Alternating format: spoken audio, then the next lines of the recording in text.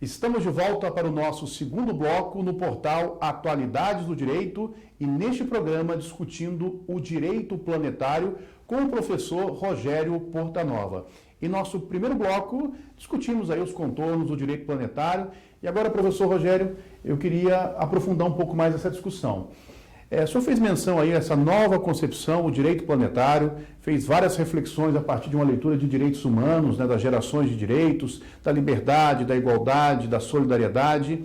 E as minhas indagações iniciais, as minhas perguntas, como implementar um direito planetário num mundo que trabalha o prazer, o desejo, o individualismo? O senhor fez menção aí à Constituição do Equador, Bolívia, que tem conceitos aí do bem viver e não do bem-estar, como o senhor mesmo pontuou em nosso primeiro bloco, mas é possível falar num direito planetário, numa sociedade consumista, aprumada na satisfação do prazer, do desejo. Existe um futuro possível?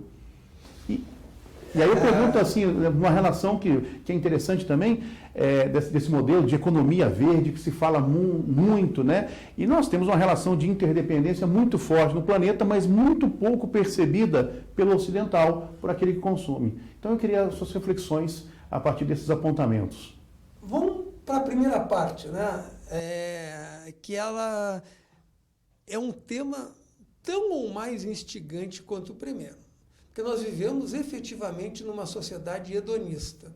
Uma sociedade que tem, na busca do prazer, algo permanente e que, de certa forma, afoga as suas mágoas e o seu vazio, eu diria até espiritual, no objeto de consumo. Brigou com o namorado, pega o cartão de crédito, toma um banho de loja, fica tranquilo por uma semana. 3 dias, 4, não sei. Então, o que acontece? É que, na verdade, nós tentamos copiar os modelos europeus e americanos e dizer, olha só como eles estão desenvolvidos, nós temos que atingir o grau de desenvolvimento da Alemanha, tem que ter o PIB dos Estados Unidos, tem que ter não sei o que. Não. Alguém pensou em ir até o interior da Alemanha e perguntar se aquelas pessoas que têm aquele PIB, que têm aquele índice de desenvolvimento, são felizes e estão satisfeitas? Eu tive a felicidade de fazer o meu doutorado e morar 6 anos em Paris. E conheci boa parte da Europa, trabalhei no Parlamento Europeu, e as pessoas não, assim, têm esse vazio material de querer constituir cada vez mais e não se sentem como modelo. Então, a primeira questão, que aí nós concordamos em gênero, número e grau, e eu vou resgatar aqui um outro autor que não está bem na linha do que nós falamos inicialmente, que é o Félix Guattari, que ele tem um texto que chama 3 ecologias. Ele vai trabalhar com a ecologia social, a ecologia ambiental, e como ele é psicanalista, ele trabalha com a ecologia mental.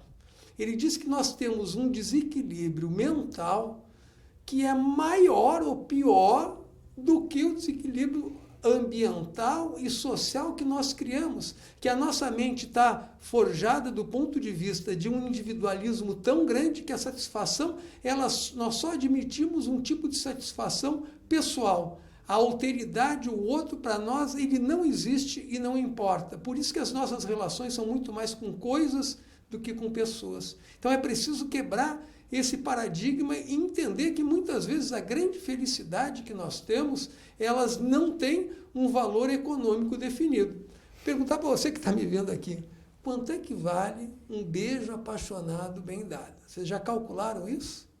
Imagina se... E tudo que a gente faz é para chegar nessa situação. Freud já nos mostrou, de certa maneira, isso. Então a gente se arruma, estuda, sai, fica bonito, se perfuma para alguém se interessar pela gente. Então imagina quanto que a gente faz de movimentação econômica, de consumo, para fazer algo que não tem valor do ponto de vista econômico, mas que nos dá uma profunda satisfação. A hora que a gente entender que tudo isso é perfumaria mesmo, que não interessa, o que interessa é o outro, é a relação de entrega, de amizade, como já disse no século XVII, Etienne de Lavoisier, ou então o verdadeiro e profundo sentimento que vem da troca de energia, de relação com outra pessoa, e que para isso não precisa ter hierarquia, e sim ter trocas sinceras e mais profundas, nós vamos começar a constituir uma sociedade mais equilibrada mentalmente. E sem uma sociedade mais equilibrada mentalmente, não dá para pensar uma sociedade mais equilibrada ecologicamente, nem socialmente, porque nós vamos ficar em verdadeira guerra de posições, de um sobre o outro, de se sentir melhor só quando a gente consegue se sentir melhor do que o outro, quando a grande sacada da vida é se sentir igual ao outro, saber partilhar aquilo que a gente conhece, aprender com aquelas pessoas que a gente acha que sabem menos do que a gente, passar talvez algum momento da vida dentro de uma comunidade indígena e ver de que maneira que eles vivem e a partir daí entender que aquilo é outra civilização, não é uma civilização menor e que eles não precisam, nem devem ser iguais a gente, nem nós iguais a eles. Mas a nossa troca nos enriquece e pode, em alguns momentos, ajudar a essas mesmas populações. Eu gosto muito dessa ideia de, por exemplo, você está muito mal, não vá num shopping, não. Vá, por exemplo, num hospital de queimados, um hospital de crianças com câncer, e veja a força que essas pessoas têm de sobrevivência, a alegria que elas têm de viver com uma vida tão efêmera e tão curta. À medida que a gente se redirecionar mentalmente para essa perspectiva, o mundo ele tem uma outra lente. Eu acredito que nós estamos numa lente cartesiana que só observamos as coisas do ponto de vista material. Então, assim, fechando com você, essa ideia de que o mundo hedonista está nos levando à nossa autodestruição. É como uma droga. A gente consome, se sente bem e tem uma dependência maior. Quem consome e se satisfaz com o consumo, passa a ter a dependência do consumo e tem que consumir cada vez mais. Quantos sapatos você já comprou e quantos de fato você já usou? Por favor, não olhem para o meu sapato, porque ele não é parâmetro, que ele já deve ter aqui uns 10 ou 15, ele está todo puidinho, mas se adaptou no meu pé. Enfim, mas a gente não trabalha assim. Você quer ver, ô Fabiano? Eu vou fazer uma brincadeira com você aqui, viu? Não me leve muito a sério, não, porque eu sou assim também. Você lê todos os livros que compra? Não, em absoluto, não. Nós também temos esse consumismo, esse certo hedonismo. Eu tenho 2 bibliotecas, uma que eu li e a outra que eu vou ler. Só que a outra que eu vou ler, ela vai aumentando, a ponto de eu dizer, não, eu tenho que fazer alguma coisa, eu vou dar para uma biblioteca, eu vou dar para um sebo isso daqui, que eu não vou ler, eu tenho que ter 3 vidas para ler todos os livros que a gente compra. Mas é evidente que aquela satisfação de você comprar um livro aí é um pouquinho diferente, que você sempre lê a introdução, você vai ver quem são os autores, quais são os principais temas, mas a gente tem isso. Então, assim, vamos consumir alegria, por exemplo. Em vez de ficar consumindo no shopping, vou encontrar para dar risada com as outras pessoas. Vamos consumir livros, dizer, olha, eu não li esse livro, comprei, não sei o quê, você dá uma olhadinha aqui para mim, me diga o que achou. Enfim, ter um outro tipo de troca que não agride a natureza, que efetivamente não vai entrar num mercado completamente irracional, que é a maneira com que hoje nós estamos vivenciando, e ao mesmo tempo supre algumas das nossas necessidades que não são básicas, mas são construídas culturalmente. Então, assim, quando eu falo isso, eu estou falando de mim. Eu tenho esse problema porque, de vez em quando, se eu não comprar um livro, em 1 ou 2 semanas tem alguma coisa que está me faltando, né? E eu já disse isso para mim, por que eu não faço o seguinte? Eu vou parar na frente da minha biblioteca, enquanto eu não ler todos os livros que eu já comprei, eu não compro mais nenhum. Não tem jeito. Eu acho que, sinceramente, eu ia começar a passar mal, né? Enfim, então essa é uma questão que eu concordo com você. Ou a sociedade hedonista muda aí a sua forma mental de comportamento, ou seja, a forma mental de comportamento não é um negócio muito complicado, é a lente pela qual a gente vê o mundo. Se você vê o mundo por uma lente de quanto mais você adquirir, melhor você vai ser, evidentemente que a sua vida vai se pautar exclusivamente por isso. E você vai ser exemplo para os demais agirem da mesma maneira. Vai chegar um momento que não vai ter matéria-prima para todo mundo se satisfazer desse grau que cria, no meu entender, um abismo e mais insatisfação. Por outro lado, né, o que você me pergunta a respeito da economia verde, ela, de certa forma, é uma espécie de capa, de máscara ou de marketing que o capitalismo atual encontrou de pegar carona ou surfar, usar uma palavra mais fashion, né? Surfar na onda verde. Porque que há um problema dentro da sociedade, que há uma exigência de uma nova palavrinha mágica que já foi a desigualdade, acabar com a desigualdade social, e hoje a sustentabilidade, tudo virou sustentável, né? Até namoro.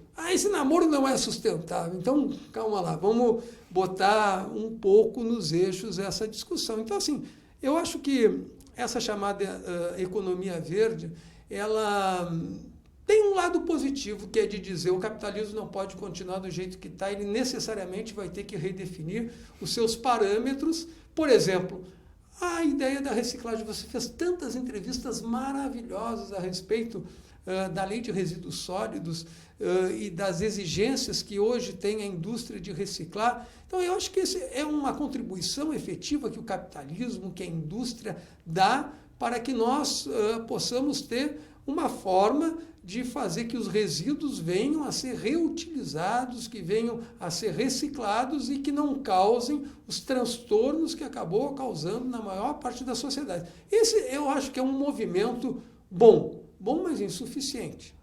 Porque o grande problema que está colocado é que não trabalha nessas outras dimensões que tem o que nós apresentamos aqui dos direitos humanos. A primeira é da desigualdade. Não dá para imaginar um mundo sustentável com desigualdade. O que a gente vê, por exemplo, são grandes condomínios dizendo: venha para o seu pedaço de paraíso, como se pudesse pegar e cercar e fazer aquele condomínio absolutamente sustentável e um mundo em volta completamente degradado. Então, essa hipocrisia ambiental tem que ser combatida, de dizer, a economia verde, ou ela tem a sinceridade de trabalhar as questões mais profundas do meio ambiente, ou vai ficar numa superficialidade que se acaba na próxima moda. Se a próxima moda for outra coisa, ela vai migrar para a próxima moda. Então, é preciso ter muito cuidado e dizer que os elementos que criaram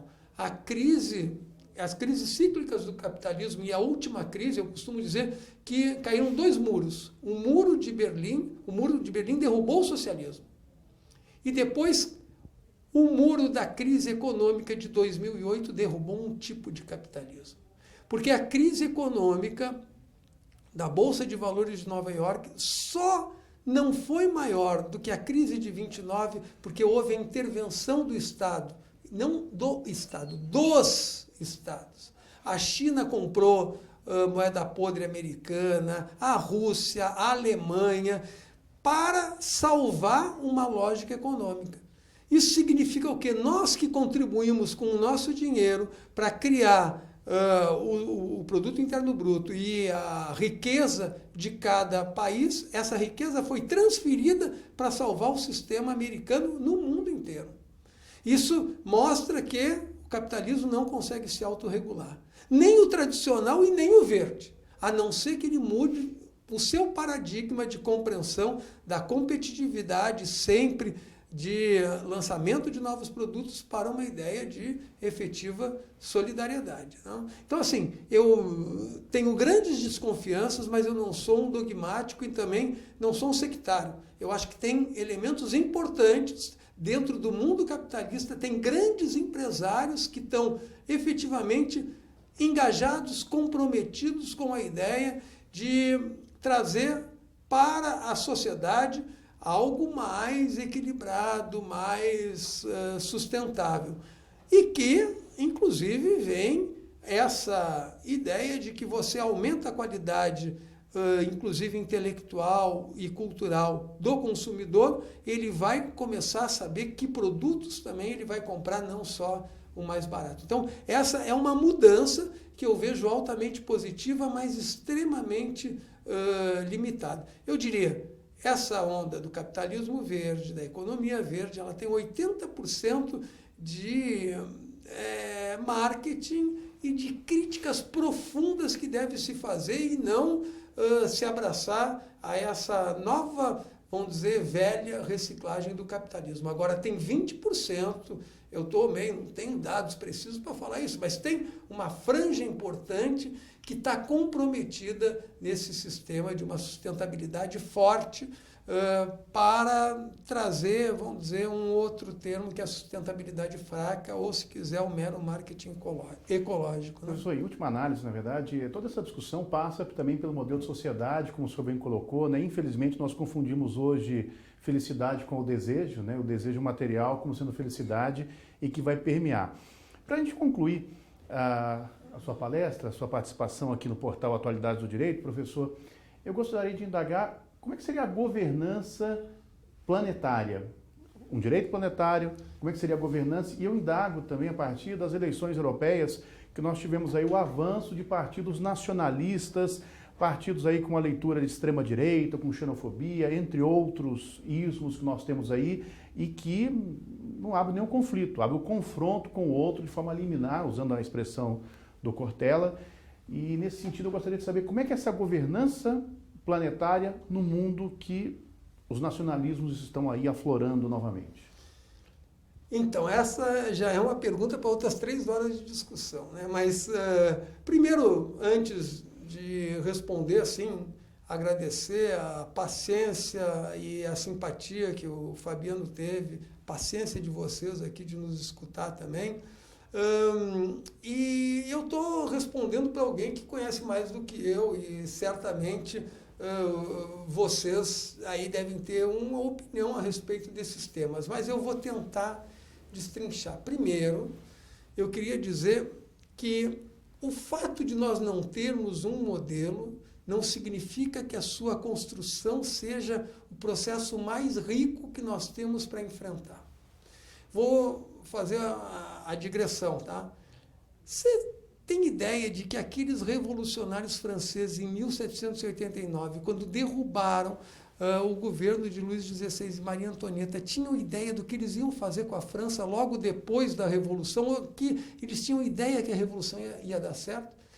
Além de tudo, aquelas pessoas, 90% delas eram analfabetas, miseráveis e ganhavam brioches para dividir ao invés de pão. Então, imagina, aquelas pessoas constituíram o grande marco dos direitos humanos da nossa civilização, sem ter ideia do que eles estavam fazendo, apenas com a sua força de revolta e saber que algo estava errado. Nós temos isso. A gente sabe que algo está errado. Não sabe o que fazer, mas sabe que o que está sendo feito não é sustentável e não pode permanecer. Eu tenho algumas ideias. Uma delas é que nós não vamos ter um Estado unitário planetário, nós vamos ter uma espécie de federalismo profundo de respeito com todas as culturas, todas as línguas que vão viver mais harmonicamente do que a hipocrisia que se tem dos Estados nacionais que fingem ser solidários quando vivem em competição entre si. Então, assim, essa é uma questão que está colocada. Muito mais de apontar aquilo que está errado do que trazer um modelo do que está certo. Mesmo porque todos os modelos que trouxeram já prontos, e o próprio socialismo é um exemplo disso, se transformaram em catástrofe. Tem que dar abertura para o novo ser construído de forma, aí sim, de baixo para cima. O único modelo que tem é que vai ter que escutar aqueles que não têm voz. Não precisa chegar tão radicalmente quanto os equatorianos, que tem que escutar, inclusive, a parte mama, as árvores, o meio ambiente que faz parte da sua constituição enquanto sujeito de direito. Vamos começar pelo ser humano e criar a verdadeira cidadania, porque a cidadania hoje é uma hipocrisia, onde as pessoas se dizem iguais e no máximo que elas conseguem é uma falsa igualdade jurídica sob uma artificialidade de território nacional. A segunda questão, ela é presente, ela é complicada, e veja bem, se alguém imagina que eu estou tentando fazer aqui uma pregação religiosa de que todos vão para o reino do céu e que não vai haver mais conflitos, estão muito enganados. Inclusive, as ideias que eu estou trazendo aqui, nenhuma delas existe e está consolidada. É um campo e objeto de luta. E quem imaginou que o fascismo, que a direita e a extrema-direita não iam ter um tipo de reação e que não tem fortes seguidores, é porque, de alguma maneira, não entendem o sistema conflitual que existe dentro de uma sociedade e que ele é, no meu entender, até rejuvenescedor, porque ele nos traz e nos alerta de questões muito importantes. Agora, o resultado que teve na Europa, sobretudo na França, onde a Marine Le Pen, que é a filha do Jean-Marie Le Pen, criador do Front National, que, na realidade, chegou a fazer uma propaganda dizendo que o ebola foi o maior bem da humanidade porque poderia acabar com a população negra da África, ganha as eleições. Foi o partido que fez 25% dos votos e o mais votado à frente dos socialistas, dos conservadores e dos sociais-democratas. E aí cria um problema seríssimo de que as críticas que se tinha ao modelo europeu e à sua burocracia passam a ser uma crítica de retrocesso para a volta dos Estados nacionais sobre uma soberania unitária, da qual joga por terra todos os avanços existentes com relação aos direitos humanos. É claro que existe um problema com relação aos imigrantes e aos estrangeiros, mas que, na verdade, ele é muito mais populista e falso. Porque o que se diz é que eles vão tirar o emprego, mas vão tirar o emprego do qual aquelas pessoas que fizeram universidade e que hoje têm um grau de cultura e atingiram um determinado patamar não querem desenvolver, nem na França, nem na Alemanha, nem na Inglaterra e nem nos Estados Unidos. Isso foi uma pesquisa que mostraram, tirem todos os mexicanos, todos os latino-americanos dos Estados Unidos, e os Estados Unidos param, porque não tem mão de obra para desenvolver os trabalhos fundamentais. Por isso que, primeiro, é uma grande hipocrisia, depois é um discurso populista que não se baseia em fatos reais, em fatos concretos, e sim em conjunturas extremamente delicadas, e é preciso ter uma reação virulenta contra esse tipo de retrocesso, que vai além do retrocesso ambiental, é um retrocesso civilizatório, e mostrar que esses perigos, eles vêm do velho continente, do qual nós copiamos os seus modelos e copiamos também as suas mazelas. É por isso que eu, de certa forma, vejo, nessa luz que tem a América Latina, uma possibilidade de pensar, inclusive do ponto de vista jurídico, não só do ponto de vista político, como foi na década de 60, com a Revolução Cubana e a criação de diversas guerrilhas que,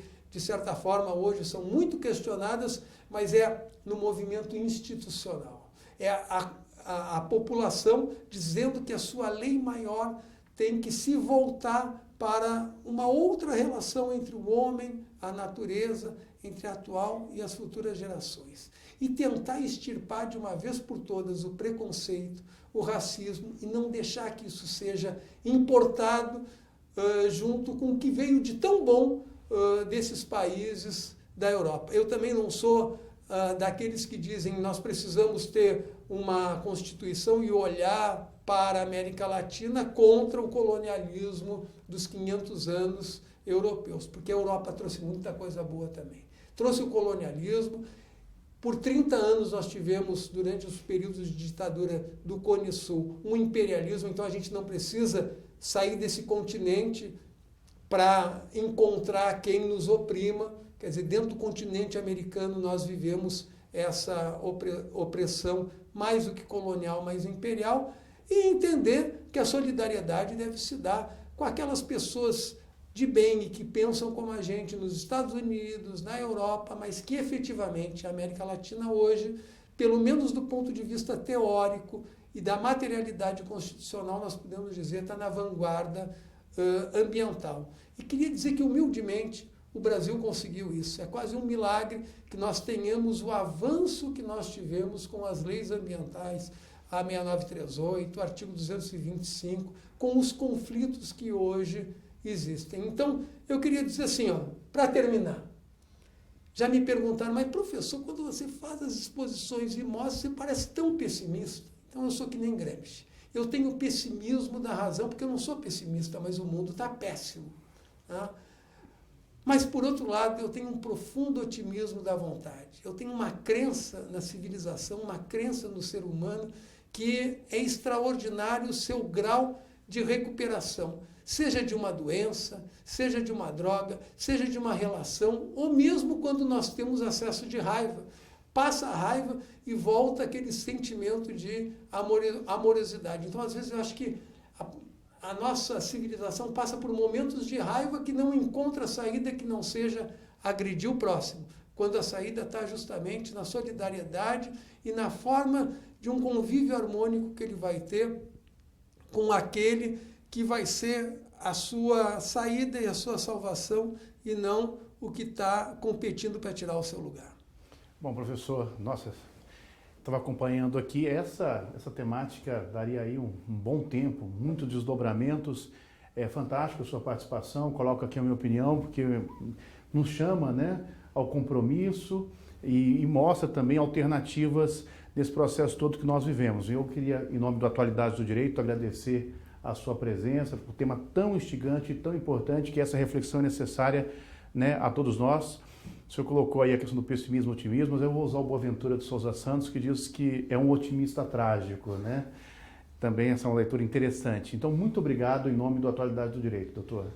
Eu é que agradeço, estou à disposição e eu agradeço mesmo a paciência de quem está do outro lado nos escutando. Eu agradeço, senhor. Bom, meu abraço a você que esteve conosco, muito obrigado e até um próximo programa no Atualidades do Direito.